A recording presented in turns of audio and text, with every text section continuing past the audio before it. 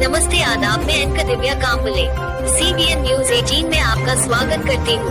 CBN news 18 हर समस्या में आपके साथ, हर खबरों में सच्चाई से आपके पास, क्योंकि हम सच दिखाते हैं। नमस्कार आदाब, CBN न्यूज 18 में आपका स्वागत है। दोस्तों मैं आपका मदरशिक। दोस्तों आज हमारे बीच में हमारे स्टूडियो में आप देख सकते हैं विधानसभा महासंग्राम में डॉक्टर अनिल हिरवाड़े ये हमारे बीच में मौजूद है। वो हमारे गेस्ट है और हम चाहेंगे कि सर आप विधानसभा के इलेक्शन अभी नजदीक है, करीब है काफी, आप किस तरह का विश्लेषण करेंगे, क्या बोलना चाहेंगे? आने वाले विधानसभा के इलेक्शन में अभी काफी जोरों से जो है इच्छुक उम्मीदवार भी जो सामने आ रहे हैं, आप क्या बोलना चाहेंगे? शुक्रिया और सभी को मेरा नमस्कार।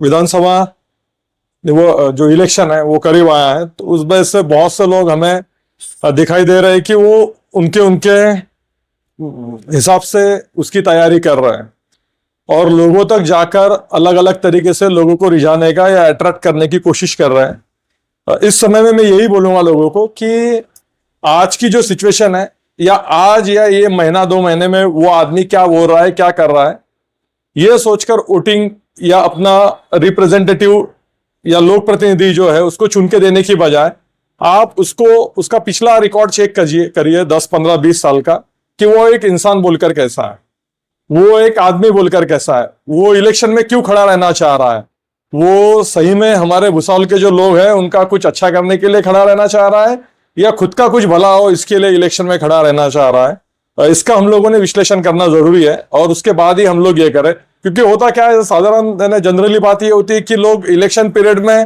हिप्नोटाइज किए जाते हैं, उनको बड़ी बड़ी बातें सुनाई जाती है, बहुत बड़े बड़े आश्वासन दिए जाते हैं, उनके सामने रोया जाता है, उनसे माफी मांगी जाती है, उनको अलग अलग तरीके से उनको रिझाने के प्रयास होते हैं। वो बहुत से प्रयास है, यहाँ पे बोलना ठीक नहीं है, आप लोगों को सबको पता है।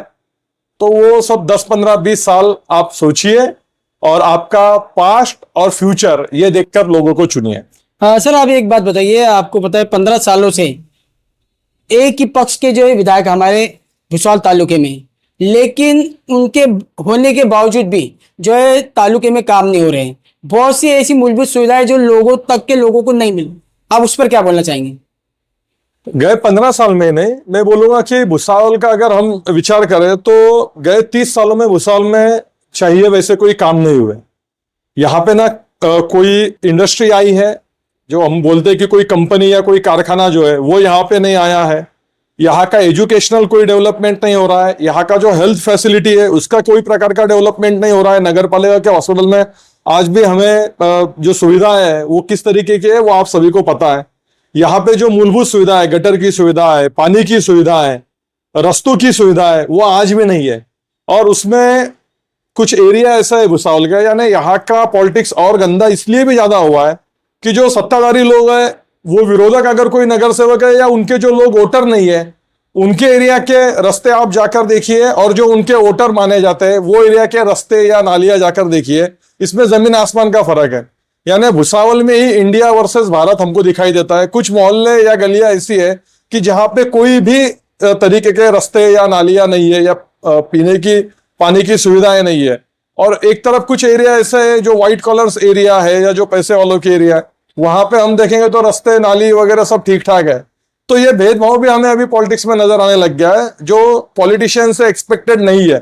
राजकीय आदमी से हमें ये गुंजाइश रहती है कि वो सबसे मोहब्बत से पेश आए, सभी को अपना मान के उन्हें जो सुविधा है वो उपलब्ध कराए, लेकिन अभी हमें वो नहीं दिखाई दे रहा है। और गए 30 साल में जो भी पॉलिटिशियंस हमारे भुसावल में हुए हैं, अगर कोई सम्माननीय अपवाद उसमें अगर हो गए तो उनको मैं माफी मांगता हूं उनसे, लेकिन वो सम्माननीय अपवाद अगर छोड़ दिया जाए, एक्सेप्शन अगर छोड़ दिया जाए, तो हर किसी ने खुद का ही भला करने की कोशिश की है। और यहाँ के जो नगर सेवक है या जितने ही लोक प्रतिनिधि है जो बहुत गरीबी से आए, आज जो 15, 20, 25, 30 साल पहले बहुत गरीब बोल के लोगों के अंदर गए थे और लोगों को उनकी गरीबी के उदाहरण दिया करते थे कि भाई हम बहुत गरीब थे, हम तो ऐसा कर रहे थे, हम वैसा कर रहे थे। ऐसी सिंपैथी, लोगों की सिंपैथी को हिंदी में मुझे वर्ड याद नहीं आ रहा, सहानुभूति उन्होंने ली लोगों से और चुन के आए, और वो गरीब लोग आज करोड़पति बनकर बैठे हैं। यानी हमारे यहाँ के पॉलिटिशियन करोड़पति बन गए और नगर पालिका भिखारी बन गई है। सर आप एजुकेशन पे क्या बोलना चाहेंगे? अभी आप एक प्रोफेसर हो, आप भी देख रहे हैं कि तालुके के हालत क्या है, कि हमारे भुसावल तालुके में कोई भी ऐसा कॉलेजेस नहीं है जो बच्चे यहाँ पर के बच्चों को पढ़ने के लिए जो है बाहर जाना पड़ता है, इसमें आप क्या जिम्मेदार कोई पॉलिटिकल पार्टी को मानते हैं या फिर हमारे भुसावल तालुके के विधायक को? देखिए, माँ बाप जो है वो बेचारे अनपढ़ रहते हैं बहुत से बार, उनको इल्म या एजुकेशन के मायने पता नहीं रहते। तो भुसावल में हमने ये भी नजारा देखा है कि जो लोग एक 10वीं के पेपर में कॉपी देते थे बच्चों को, वो आगे चलकर हमारे भुसावल के लोगों ने उनको नगर सेवक बना दिया। तो अब आप कॉपी पुराने वाले लोग नगर पालिका के अंदर अगर नगर सेवक बना देंगे तो वो किस तरीके की जनरेशन निर्माण करेंगे, वो किस तरीके के स्कूल कॉलेजेस निर्माण करेंगे, ये आप सोच सकते हैं। हम हराम की कमाई और हलाल की कमाई ये बात करते हैं, तो वो हराम की कमाई या हलाल की कमाई या ईमानदारी की और बेईमानी की कमाई जैसे रहती है, उसी तरीके से ईमानदारी से मिले हुए मार्क्स और बेईमानी से मिले हुए मार्क्स, इसमें भी बहुत जमीन आसमान का फर्क है। और आपके पूरी अगली जिंदगी है वो ये दो बातों पे डिपेंड करती है। तो ये लोगों ने क्या किया कि जो इस टाइप के लोग हैं जो एजुकेशन के प्रति जो अवेयर नहीं है, उन्होंने यहाँ की नगर पालिका के पूरे स्कूल खत्म कर दिए। यहाँ पे कॉपी कल्चर उन्होंने बढ़ाया।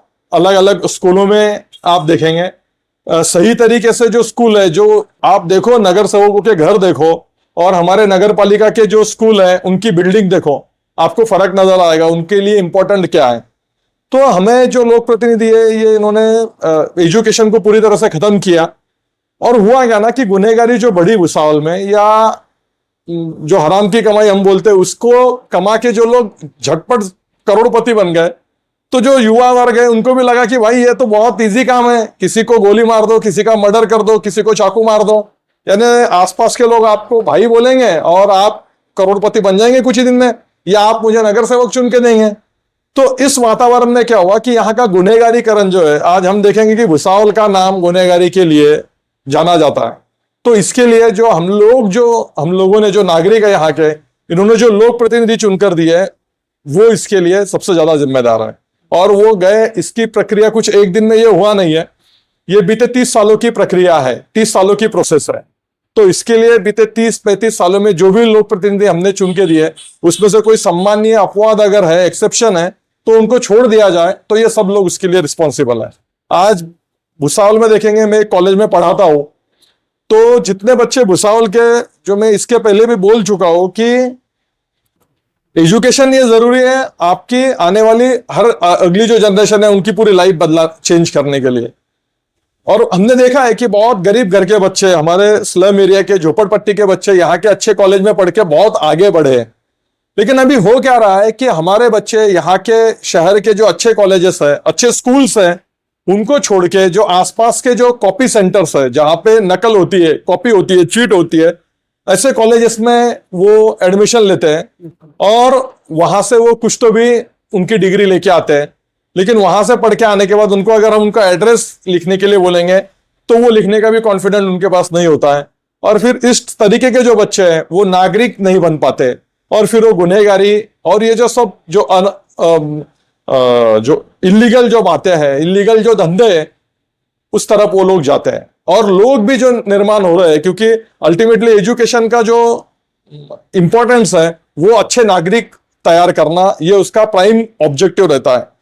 तो यहाँ के जो नागरिक तैयार हो रहे हैं वो कॉपी करके पढ़ के आए हुए नागरिक तैयार हो रहे हैं। तो उनको डेमोक्रेसी क्या, लोक प्रतिनिधि कैसे चुनने चाहिए, वो लोगों का काम क्या है, उनके कर्तव्य क्या है, न्याय क्या है, नीति क्या है, ये जो मैं बोला आपको, जो इस्लाम में बताया गया है कि हराम की कमाई और हलाल की कमाई, ये सब बातें मराठी में भी उसको कि नहीं बाबा ईमानदारी ना पैसा आला पाहिजे, फुकटचा पैसा नको, ये सब चीजें जो है वो उसमें का फर्क उनको समझ नहीं पाता है। और वो खराब जो नागरिक तैयार होते हैं वो खराब लोक प्रतिनिधि को चुनते हैं, और जैसे 10-15 लोगों के झुंड बन जाते हैं उनको, और वो लीडर बन जाते हैं।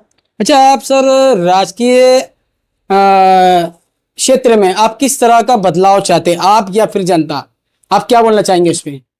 राजकीय क्षेत्र में मैं यही चाहूंगा कि लोगों ने जाति, धर्म, अपना पराया, पैसा, ये सब चीजें भुसावल के लोगों ने खास करके, क्योंकि गुनहगारी यहाँ पे ज्यादा बढ़ी है, ये सबसे ज्यादा जो दुर्दशा है वो भुसावल की हुई है, इसलिए भुसावल के लोगों ने खास करके जाति, धर्म, पैसा, अपना पराया, ये सब चीजें छोड़ के एक अच्छे लोक प्रतिनिधि गली से लेकर दिल्ली तक पहुंचाने चाहिए।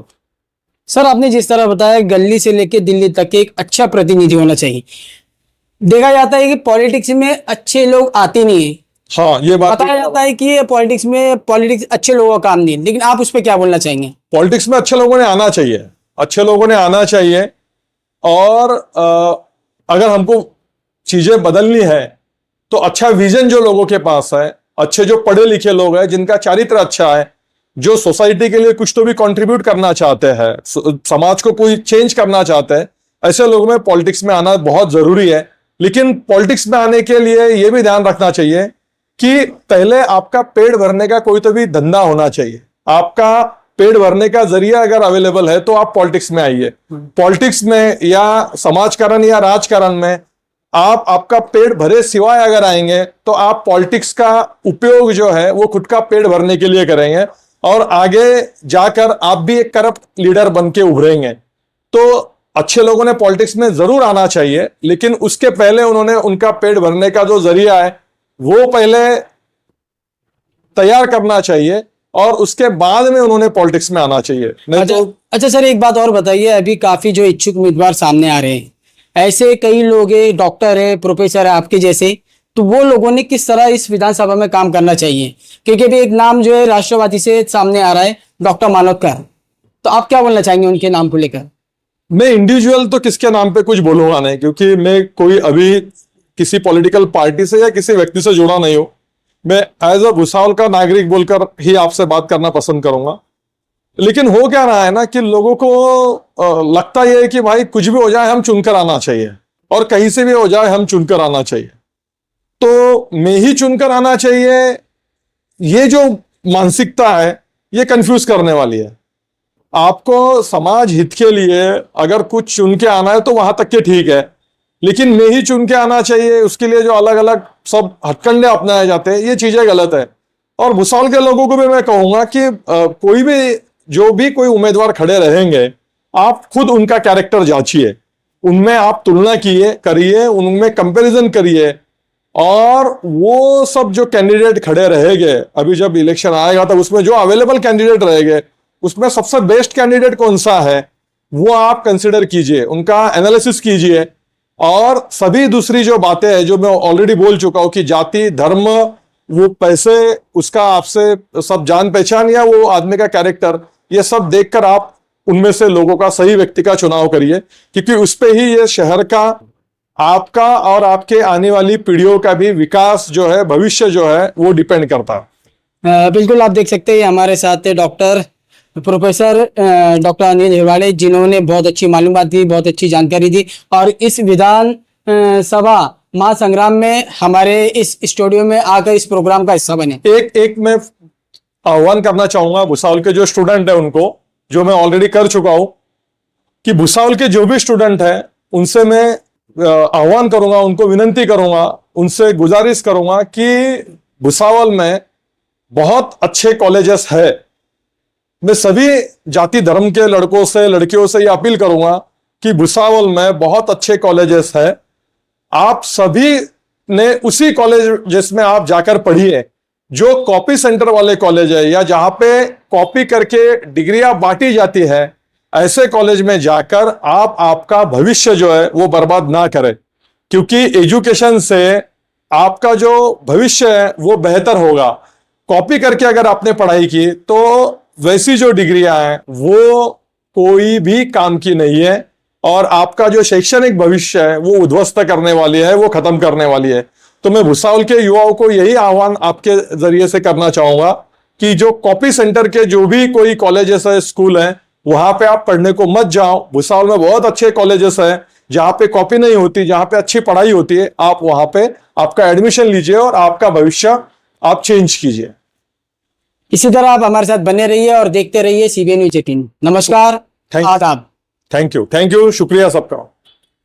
मैं अलविदा लेती हूँ, आपकी दिव्या कांबले। देखते रहिए CBN News 18। Press the bell icon on the her YouTube समस्या में app आपके and never साथ, miss another हर update. खबरों में सच्चाई से आपके पास, क्योंकि हम सच दिखाते हैं।